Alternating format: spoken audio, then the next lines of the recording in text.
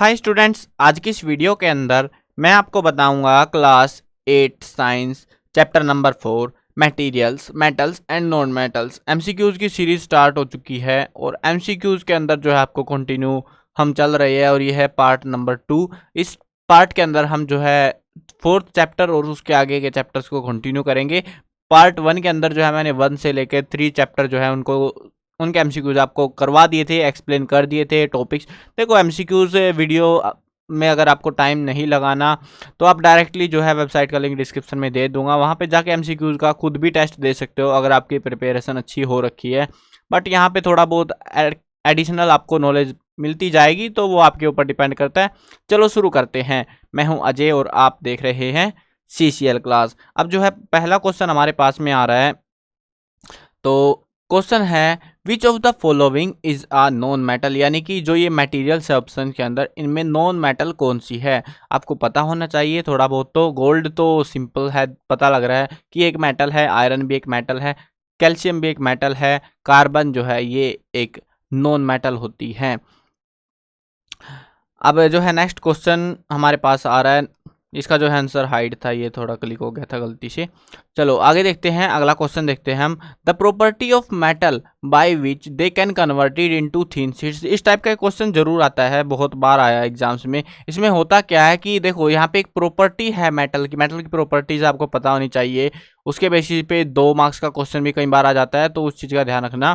Properties का पता होना चाहिए, 3-4 है मेन। तो अब यहाँ पे जो है थिन शीट्स के अंदर बदलना मेटल को, ये कौन सी प्रॉपर्टी के अंडर में आता है। क्या जो है हम इसको डक्टिलिटी बोलेंगे, क्या हम मैलिएबिलिटी बोलेंगे, क्या हम सोनोरस बोलेंगे, क्या हम लस्टरस बोलेंगे, कौन सी बोलेंगे इनमें से। तो हम इसको बोलेंगे मैलिएबिलिटी, यानी कि मेल्ट हो जाना। इस तरीके से आप याद रख सकते हो कि कोई एक रोड है आपके पास में, वो मेल्ट होकर ऐसे पतली फैल जाएगी, सीट्स बन जाएंगी पतली पतली मेल्ट होके।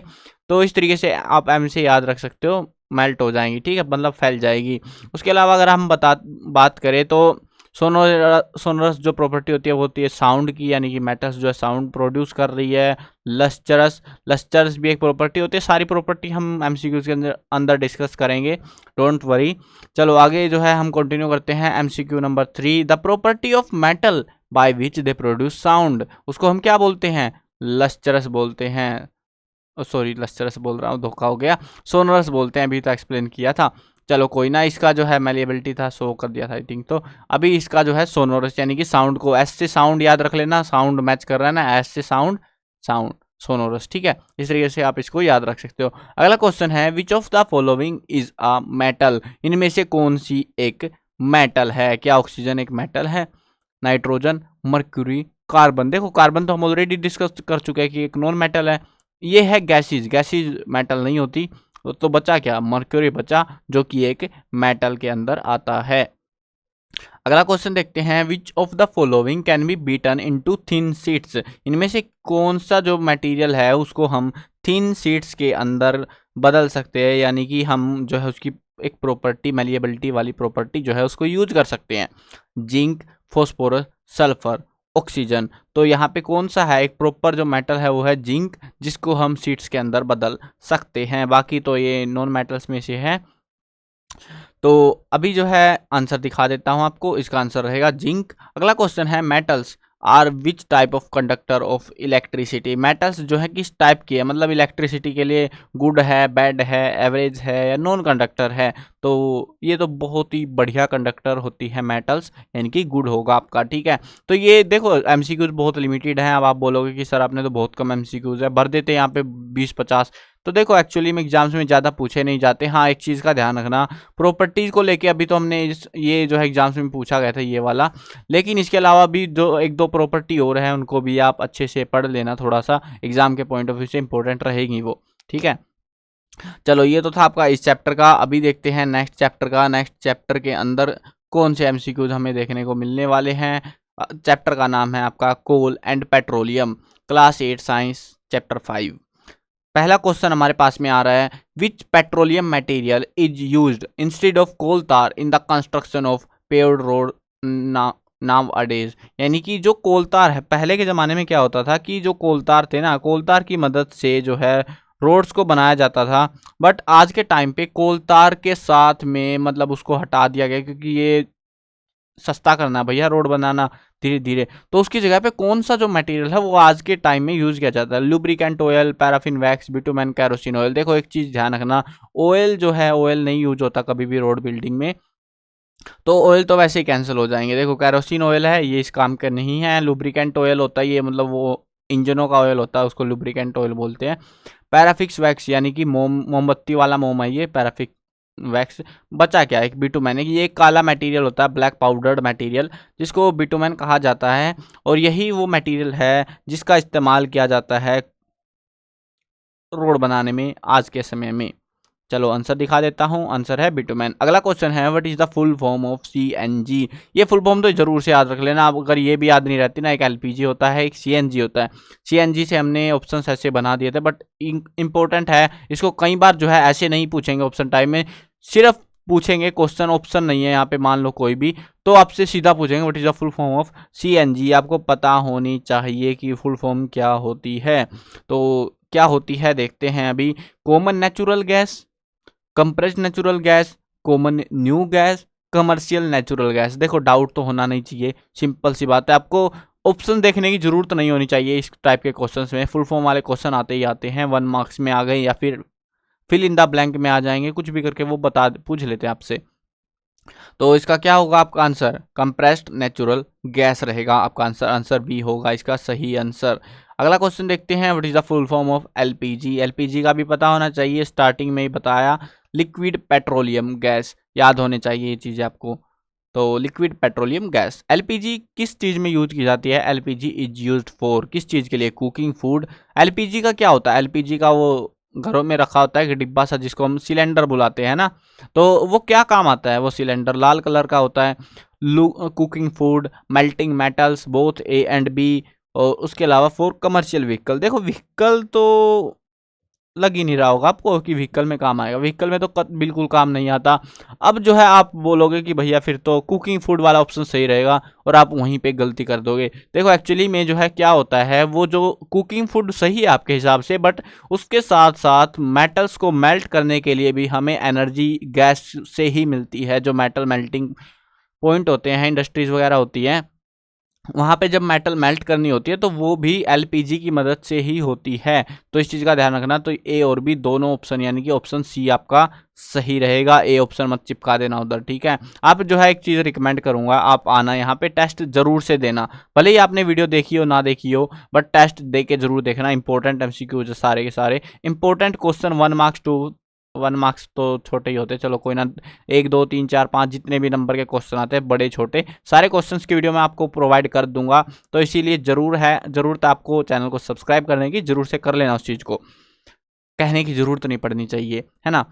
अगला क्वेश्चन देखते हैं, the place where petroleum is separated into various constituent called. यानी कि एक ऐसी जगह की बात हो रही है जहां पे पेट्रोलियम से उसके कॉन्स्टिट्यूएंट निकाले जाते हैं। यानी कि इन सिंपल जो है बोले तो, एक पेट्रोलियम जो है ना, एक ग्रीसी सा मटेरियल होता है, उसको फिल्टर आउट करके हम जो है अलग अलग मटेरियल, लाइक पेट्रोल हो गया, डीजल हो गया, उसके अलावा एलपीजी, और भी बहुत सारी चीज़ें, वैक्स हो गया, मेडिसिन हो गई कई सारी, तो ये सारी चीज़ें पेट्रोलियम में से निकलती हैं। और ये जो जगह है जहाँ पे ये सारा कुछ किया जाता है, उस जगह को क्या बुलाते हैं? Petroleum refinery, petrol station, petroleum house, none of these. तो क्या बुलाते हैं उसको? पेट्रोलियम रिफाइनरी बुलाते हैं। चलो आंसर देख लेते हैं, आंसर है पेट्रोलियम रिफाइनरी। अगला क्वेश्चन है, Coke is used in the manufacturing of. यानी कि जो कोक है, ये भी जो है कोल का एक मटेरियल होता है कोक, तो इसको जो है किसकी मैन्युफैक्चरिंग में इस्तेमाल किया जाता है? क्या गोल्ड ज्वेलरी में, making steel from iron, making of roads, making in vehicle. तो किस चीज़ में हम जो है कोक का इस्तेमाल करते हैं वो हमें पता होना चाहिए। देखो बेसिक सी बात है, कोक जो है ना क्या करते हैं, आयरन के साथ में कोक को मिलाते हैं। यानी कि हमें क्या होता है, हमें कार्बन मिलाना होता है आयरन के साथ में, और हमें मिलती है स्टील, ठीक है। और यही प्रोसेस में जो ये कार्बन है ना, ये कार्बन हमको मिलता है कोक से, तो आयरन प्लस कोक बोल सकते हो, उससे हम स्टील बनाते हैं। तो यहाँ पे ऑप्शन दिख रहा है आपको, मेकिंग स्टील फ्रॉम आयरन, ये वाला ऑप्शन आपका सही रहेगा। यानी कि आयरन से स्टील बनाना में जो है कोक का इस्तेमाल किया जाता है। चलो आंसर दिखा देता हूँ, आयरन, स्टील फ्रॉम आयरन। अगला क्वेश्चन देखते हैं। अगला क्वेश्चन है the resources that are present into limited quantity is called. हमें दो रिसोर्सेज के बारे में पढ़ा है, इनएग्जॉस्टिबल और एक होता है एग्जॉस्टिबल, यानी कि एक वो होता है जो खत्म हो जाएंगे, इनएग्जॉस्टिबल जो कभी खत्म नहीं होंगे, मतलब अनलिमिटेड पावर हम वहां से ऑब्टेन कर सकते हैं, और एग्जॉस्टिबल जो खत्म हो जाएंगे। अब यहाँ पे पूछ रहे हैं रिसोर्सेज जो लिमिटेड क्वांटिटी में होते हैं। लिमिटेड क्वांटिटी का मतलब है कि एक टाइम आएगा जब वो खत्म हो जाएंगे, एग्जॉस्ट हो जाएंगे, तो उनको हम बोलते हैं एग्जॉस्टिबल रिसोर्सेज। तो आंसर आपको दिखा देता हूं, आंसर रहेगा एग्जॉस्टिबल रिसोर्सेज। अगला क्वेश्चन देखते हैं। अगला क्वेश्चन है sunlight is which type of natural resource, यानी कि जो सनलाइट है क्या ये कभी खत्म हो जाएगी तो या फिर नहीं होगी। हमसे सिर्फ पूछा है कि कैसा है नेचुरल रिसोर्स, ये इनएग्जॉस्टिबल है या एग्जॉस्टिबल है। ये है इनएग्जॉस्टिबल रिसोर्स। देखो आंसर में थोड़ा सा क्लैरिफाई कर दूंगा, आपको थोड़ा सा डाउट आएगा। देखो एक्चुअली में होता क्या है, जो सन है ना हमारा, वो एक कोई भी मटेरियल हो गया जो भी हीट प्रोड्यूस कर रहा है उसकी एक लाइफ होती है, ऐसा नहीं है कि वो ख़त्म नहीं होगा। हम इसको जो है इनएग्जॉस्टिबल क्यों बोल रहे हैं, आपके मन में डाउट आएगा कि पहले पृथ्वी बनी, ये बना, तो इसको प्रोसेस को करोड़ों साल लग गए, तो करोड़ों साल लगेंगे सूरज को ख़त्म होने में, तो हम तो बोल सकते हैं वैसे तो एग्जॉस्टिबल। लेकिन हमारी लाइफ इतनी बड़ी नहीं है कि हम करोड़ों साल तक बैठ के ये देख पाएँ कि सनलाइट ख़त्म हुई या फिर नहीं हुई, तो इसीलिए हम इसको जो है इनएग्जॉस्टिबल रिसोर्स में काउंट करते हैं, क्योंकि हमारे बस का नहीं है इसको देख पाना, इस इतने बड़े प्रोसेस को। ठीक है, तो ये जो है बहुत करोड़ों सालों का काम है, तो ये इतना लंबा हमसे जिंदा रहा नहीं जाएगा, तो ये हमारे लिए इनएग्जॉस्टिबल रिसोर्स होते हैं जो हमारी लाइफ स्पैन मतलब पीढ़ियों के अंदर भी ख़त्म नहीं होंगे। चलो अगला क्वेश्चन देखते हैं। अगला क्वेश्चन है हमारे पास में, क्वेश्चन है petroleum is which type of natural resource, यानी कि जो पेट्रोलियम है वो किस टाइप का नेचुरल रिसोर्स है। अब पेट्रोलियम क्या होता है, हम पेट्रोलियम जैसे हमारी अर्थ है ना, अर्थ के अंदर ज़मीन में गड्ढे खोदते हैं, ऐसे पाइपलाइन से डाल देते हैं, बोरिंग करते हैं और उसमें से जो है पेट्रोलियम निकाला जाता है। लेकिन धरती के अंदर भी तो लिमिटेड सा है, वो तो बहुत कम है, और व्हीकल और ये चीज़ें देखते हुए बहुत ही जल्द का मतलब है आने वाले 50 से 100 सालों के अंदर पेट्रोलियम ख़त्म होने के कगार पे होगा या ख़त्म हो चुका होगा, कुछ और ही टेक्नोलॉजी हम इस्तेमाल कर रहे होंगे। तो यहाँ पे पूछ रहे हैं कि किस टाइप का नेचुरल रिसोर्स है पेट्रोलियम, इनएग्जॉस्टिबल। देखो हमें पता है कि ख़त्म होने वाला है, ज़्यादा लंबा नहीं टिकने वाला, तो ये क्या है, एक एग्जॉस्टिबल नेचुरल रिसोर्स होता है। चलो आपको आंसर दिखा देता हूँ, एग्जॉस्टिबल नेचुरल रिसोर्स। चलो नेक्स्ट जो है हम अगले वाला देखते हैं। अगला चैप्टर है आपका कंबस्चन एंड फ्लेम। इस चैप्टर में से एक बड़ा क्वेश्चन भी आता है, मोमबत्ती का डायग्राम यानी कैंडल का डायग्राम जो है उसके पैटर्न्स और उन चीज़ों को लेके, तो आपको ज़रूर से चैप्टर पे ध्यान देना है, बहुत इंपॉर्टेंट चैप्टर रहता है आपका ये हर साल। चलो जी अभी देखते हैं इस चैप्टर में से हमारे पास कौन कौन से एमसीक्यूज आया है कंबस्चन एंड फ्लेम। पहला क्वेश्चन आ रहा है which of the following is a combustible material, इनमें से कौन सा वो मटेरियल है जो कंबस्टिबल है यानी कि जिसको आग लग सकती है। पहला ऑप्शन है आयरन नेल्स, नेल्स में आग नहीं लगती भैया, वो भी लोहे की कीलें होती है, ये उनमें आग नहीं लगती। ग्लास में भी नहीं लगती, पेपर में ज़रूर लग जाती है। पत्थर, स्टोन पीस यानी एक पत्थर में भी आग नहीं लगती। तो हमारे पास ऑप्शन क्या रहेगा, ऑप्शन सी रहेगा, यानी कि पेपर जिसमें आग लग जाती है, यानी कि कंबस्टिबल मटेरियल होता है।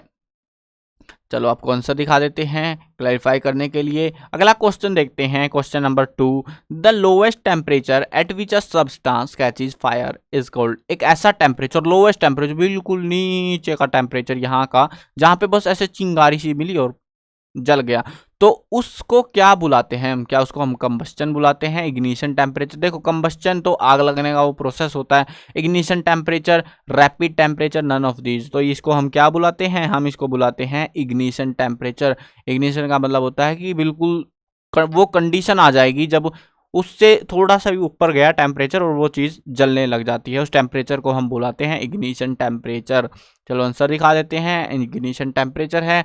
अगला क्वेश्चन देखते हैं, a large amount of gas and heat formed in reaction is called, यानी कि एक बहुत बड़ी अमाउंट में गैस निकलती है, हीट भी निकलती है, उसको हम क्या बुलाते हैं, रैपिड कंबस्चन, स्पॉन्टेनियस कंबस्चन या फिर एक्सप्लोजन। हम उसको बुलाते हैं एक्सप्लोजन। जैसे आजकल रूस वाले यूक्रेन वालों पे हमला कर रहे हैं ना, आपने टीवी न्यूज़ में कहीं सुना होगा, देखा होगा, वहाँ पे एक्सप्लोजन हो रहे हैं, बम फोड़े जा रहे हैं, तो उसको उसी के चीज में जो है बहुत बड़ी अमाउंट में गैस भी निकल रही है, हीट एनर्जी भी निकल रही है, जिससे लोग मारे जा रहे हैं। चलो जी, आंसर दिखा देता हूं आपको, एक्सप्लोजन है। अगला क्वेश्चन है fuel efficiency is measured in. जो फ्यूल एफिशिएंसी होती है उसको किस चीज में मेजर किया जाता है, यानी कि यहाँ पे हमसे पूछा जा रहा है कि उसकी यूनिट क्या होती है। तो क्या किलोग्राम पर joule, kilo joule per kilogram, joule per kilogram, kilogram पर जूल। अरे सर कंफ्यूज जाएगा, हमारे बस का नहीं हो रहा इतना, है ना, तो इसको याद रख लेना बस, ठीक है। इसका ऑप्शन है आपका B, kilo joule per kilogram. इसको इस तरीके से भी डिनोट किया जाता है kJ/kg, ठीक है, इस तरीके से इसको डिनोट किया जाता है, किलो जूल जे छोटा है इसमें, ठीक है, तो इस तरीके से भी इसको डिनोट कर दिया जाता है। चलो अभी देखते हैं अगला क्वेश्चन हमारा, a liquid fuel is used in Holmes is. मतलब एक लिक्विड फ्यूल है जिसको हम घरों में इस्तेमाल करते हैं, उसको हम क्या बुलाते हैं। पेट्रोल घरों में इस्तेमाल नहीं होता, वो गाड़ियों में होता है। वुड ये लिक्विड नहीं है। सीएनजी और एलपीजी, देखो नाम से अगर पता हो, आपने फुल फॉर्म रटवाई थी हमने अभी थोड़ी देर पहले, है ना, तो सीएनजी होती है कंप्रेस्ड नेचुरल गैस, एलपीजी होती है लिक्विड पेट्रोलियम गैस, यानी कि गैस है, लिक्विड फ्यूल है ये एक, जो घरों में खाना बनाने में इस्तेमाल किया जाता है। Which of the following, answer तो दिखा दें यार, आपको एलपीजी यकीन नहीं आएगा कभी कभी आपको। Which of the following is hottest part of a flame, यानी कि एक मोमबत्ती, एक फ्लेम, एक कैंडल का जो है आग लगी हुई है उसमें, और उसका जो है एक इस तरीके का एक पैटर्न सा बना होता है, ऐसी सी होती है ना एक वेव, तो उसका जो है सबसे टॉप वाला जो पार्ट होता है वो सबसे ज़्यादा गर्म होता है। देखो एक्चुअली में होता क्यों है, क्या है ये प्रोसेस आपको बताएंगे, बड़ा इंटरेस्टिंग कंसेप्ट है ये। देखो एक कैंडल होती है, आपके मन में ये कभी डाउट आया है कि कैंडल की जो फ्लेम होती है वो हमेशा ऊपर की साइड क्यों जाती है। ये बन गई कैंडल और ये रही इसकी फ्लेम, टेढ़ी सी बन गई है, कोई बात नहीं। देखो कैंडल के अंदर आपको सबसे ठंडा हिस्सा नीचे वाला मिलेगा, और जैसे जैसे आप ऊपर की साइड मूव करोगे उतना ही वो गर्म होता चला जाएगा, और टॉप पे बिल्कुल सबसे हॉटेस्ट पार्ट होगा एक फ्लेम का। एक्चुअली में होता क्या है, जो हमारी अर्थ है ना, यहाँ पे जब कोई गैस है, गैस के अंदर अलग अलग टेम्परेचर्स होते हैं, और उन टेम्परेचर्स में जो टेम्परेचर ज़्यादा हो जाता है, जो गर्म ज़्यादा होता है, वो ऊपर की साइड जाता है। ये जो है फ्लेम जो आपको दिख रही है ना, एक्चुअली में ये जो है एक हवा होती है, हवा यानी एयर होती है, जिसको हवा ही बुलाते हैं ना। तो जो एयर है, हॉट एयर बोलते हैं इसको, तो हॉट एयर जब होती है, जितनी ज़्यादा हॉट होगी उतनी ज़्यादा लंबी इसकी जो है ये विक्सी बनती चली जाएगी। अब एक लिमिट होती है, ऐसा तो है नहीं कि बिल्कुल आसमान में चली जाएगी कैंडल की फ्लेम, तो उस लेवल पे जाके उतनी एनर्जी होनी चाहिए उस फ्लेम के सोर्स में जो वो जल रहा है वहाँ पे, तो उसके ऊपर वो चीज़ डिपेंड करती है। अब यहाँ पे हम मुद्दे की बात करते हैं कि जो गर्म हवा है वो हमेशा ऊपर की साइड जाएगी। आप कैंडल को उल्टा कर देना, यानी कि कैंडल हमारी इस टाइप से अगर आप कर लोगे ना, इस टाइप से, तो आपकी जो फ्लेम है वो क्या ऐसे बनेगी, नहीं बनेगी ना। वो कैसे बनेगी, आपकी जो कैंडल है, ये बन गई कैंडल, और ये जो फ्लेम है आपकी यहीं पे इकट्ठी होनी स्टार्ट हो जाएगी और इस वैक्स को मेल्ट करना स्टार्ट कर देगी। तो ऐसा क्यों होता है, क्योंकि गर्म हवा हमेशा ऊपर की साइड जाती है, और सबसे ऊपर की साइड ही सबसे ज़्यादा गर्म वाली मिलेगी, यानी कि आउटर, मिडल, इनर मोस्ट और नन ऑफ दीज। तो आप इजीली पहचानो आउटर मोस्ट जोन के अंदर। अब अगला क्वेश्चन देखो, which of the following is least hot, यानी कि सबसे कम गर्म, मिडल, इनर मोस्ट जोन, ठीक है। आंसर दोनों के दिखा देता हूं मैं आपको। तो आंसर है आपके, इसका तो है आउटर जोन और इसका रहेगा आपका इनर मोस्ट जोन। अगला क्वेश्चन देखते हैं, लास्ट क्वेश्चन है आपका। क्वेश्चन है which gas is use to control fire. कौन सी गैस है जो आग बुझाने में काम आती है। देखो गैस को आप पहले तो आपको गैस का पता होना चाहिए, इनमें से गैसेज कौन सी है। देखो एलपीजी, ये तो आग जलाने वाली चीज़ है, बुझाएगी थोड़ी ना। सीएनजी आग जलाने वाली चीज़ है, व्हीकल्स में इस्तेमाल होती है, ये भी काम नहीं करेगी। CO2 कार्बन डाइऑक्साइड, ये गैस काफ़ी भारी होती है, और ये जो है एक कोई भी सब्सटेंस होता है उसके ऊपर को एक जब छिड़कते हैं तो एक लेयर बना देती है, जिससे बाहर की जो ऑक्सीजन है उसकी सप्लाई कट जाती है, सब ऑक्सीजन नहीं मिलती। और आपको अगर रीड किया होगा तो एक सब्सटेंस आपको चाहिए और साथ में ऑक्सीजन चाहिए, उसके साथ में उसका इग्निशन टेम्परेचर पे पहुंचा दो, ऑक्सीजन है उसके आसपास, तो वो रिटर्न में आपको जो है आग दे देगी, यानी कि आपको फ्लेम दे देगी। अब ये जो फ्लेम है इसके लिए हमें क्या करना है, बस ऑक्सीजन काट दो। ऑक्सीजन काटने वाला मटेरियल है CO2, H2O, पानी, पानी से भी आग बुझाई जा सकती है, बट हर बार नहीं होता ऐसा। देखो एक्चुअली में मैं कंसेप्ट बताऊं तो किस तरीके से काम करता है पानी। पानी जो है हाइड्रोजन और ऑक्सीजन से मिलके बना होता है, ठीक है। इसके रिजल्टेंट जो है हमको पानी मिलता है H2O जिसको हम बुलाते हैं। अब जो हाइड्रोजन है वो सूर्य उसे सन जो है उससे बना हुआ है, तो हाइड्रोजन समझ लो कितनी ज़्यादा खतरनाक गैस होती है, कितनी ज़्यादा एनर्जी होती है उसके अंदर, वो गर्म होती है बहुत ज़्यादा, आग पकड़ देती है बहुत जल्दी।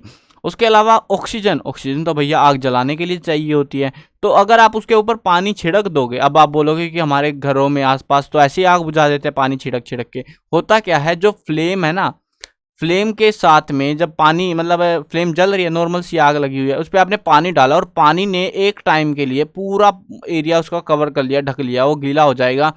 तो उसको जो है पानी का जो टेम्परेचर होता है वो नीचे होता है, ठंडा होता है पानी, तो ऑब्वियस सी बात है।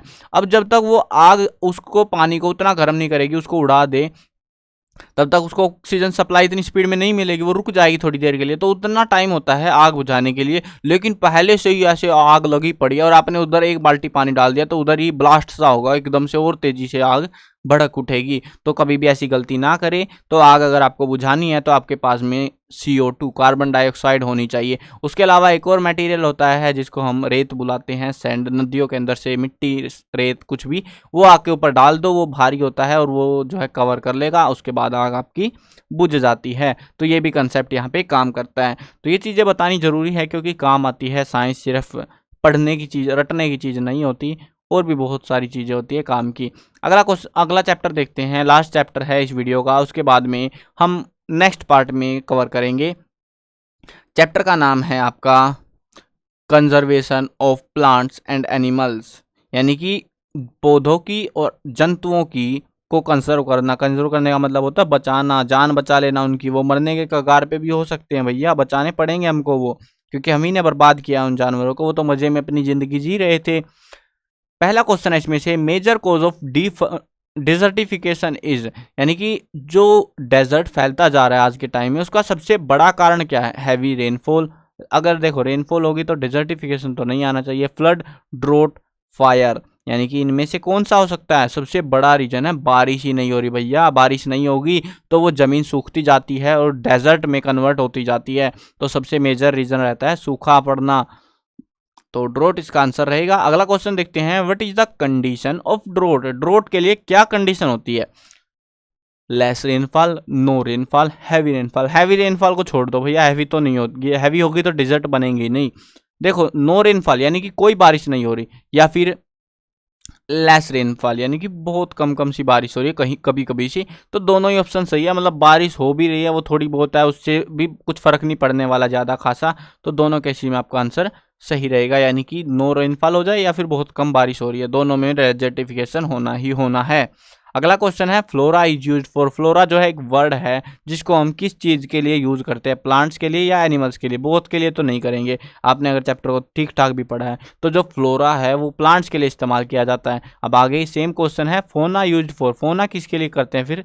फोना जो वर्ड है वो एनिमल्स के लिए इस्तेमाल किया जाता है। आंसर आपको दिखा देता हूँ, इसका रहेगा प्लांट, इसका रहेगा एनिमल। अगला क्वेश्चन देखते हैं हम। अगला क्वेश्चन है, species that found in particular areas is called, यानी कि वो स्पीसीज जो किसी पार्टिकुलर एरिया के अंदर ही हमको मिलती हैं उसको हम क्या बुलाते हैं? Endemic species, endangered species, extinct species, vulnerable species. तो हम उसको बुलाते हैं एंडेमिक स्पीसीज बुलाते हैं। देखो दो फर्क है इनमें, ये जो है एक अलग वर्ड है। एंडेंजर्ड यानी कि खत्म होने वाली है, एक्सटिंक्ट जो खत्म हो चुकी है, वल्नरेबल जो खत्म होने के कगार पे पहुंच सकती है, ठीक है। तो ये वो स्पीसीज जो पार्टिकुलर एरिया के अंदर पाई जाती है उनको हम बुलाते हैं एंडेमिक स्पीसीज। अगला क्वेश्चन है, species that are near to extinct, खत्म हुई नहीं है, खत्म होने के कगार पे हैं। तो अभी हम ऑलरेडी इस चीज़ को डिस्कस करके आए हैं, उसको हम बुलाते हैं एंडेंजर्ड स्पीसीज। चलो आंसर दिखा देता हूँ आपको। अभी जो है नेक्स्ट क्वेश्चन आ रहा है हमारे पास में, ये क्या हो गया? The book that keep record of endangered animals is called. वो किताब जो इनका पता रखती है कि कौन सा जानवर जो है ख़त्म होने के कगार पे है, उसको हम बुलाते हैं orange data book, blue data book, black data book, red data book. आपकी बुक में एक ही बुक का नाम आया है, रेड डाटा बुक। वही है वो लाल सी किताब जिससे में सारा कुछ लिखा होता है, कौन सा जानवर ख़त्म होने वाला है, कौन सा नहीं होने वाला। री installing of plants is called, यानी कि पेड़ पौधों को वापस लगा देना। पहले हमने क्या किया, पेड़ पौधों को काटा, जलाया, खत्म कर दिया, फॉरेस्ट खत्म हो गए, लेकिन अभी हम जो है मतलब पेड़ पौधे वापस से लगा रहे हैं, उसको हम क्या बुलाते हैं, रीफोरेस्ट्रेशन, रिसाइकलिंग। रिसाइकलिंग एक अलग वर्ड होता है।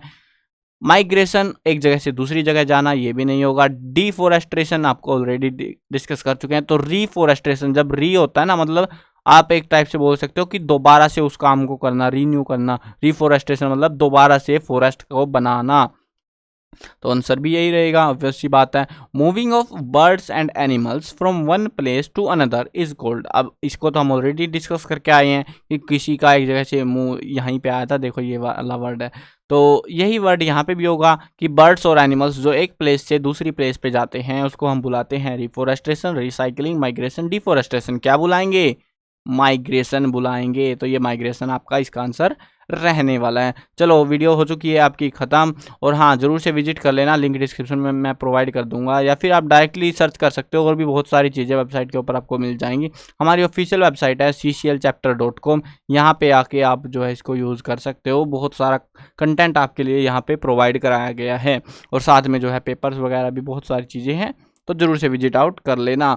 और हाँ, अगर वीडियो के थ्रू समझना है, इस तरीके से समझने में ज़्यादा मज़ा आता है, आपको जल्दी समझ आता है, याद जल्दी होता है, तो आप बाकी की वीडियो देख सकते हो। प्लेलिस्ट का लिंक भी मैं डिस्क्रिप्शन में ऐड कर दूंगा। ओके, मिलते हैं एक नई वीडियो के अंदर।